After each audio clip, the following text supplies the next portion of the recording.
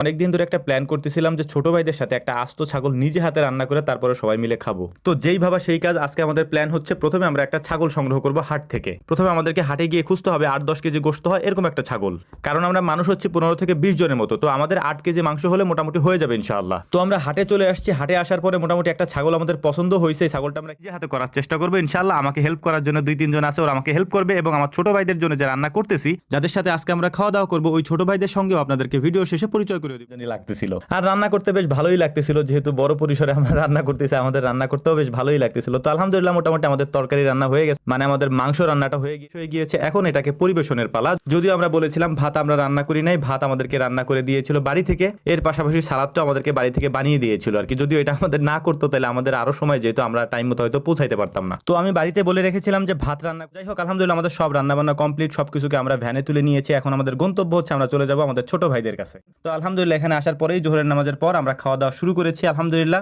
Video তো আমাদের জন্য দোয়া করবেন যেন আমরা এই মাদ্রাসার সার্বিক সহযোগিতা আরো শ্রম দিতে পারি। আল্লাহ যেন সেই তৌফিক আমাদেরকে দেয়।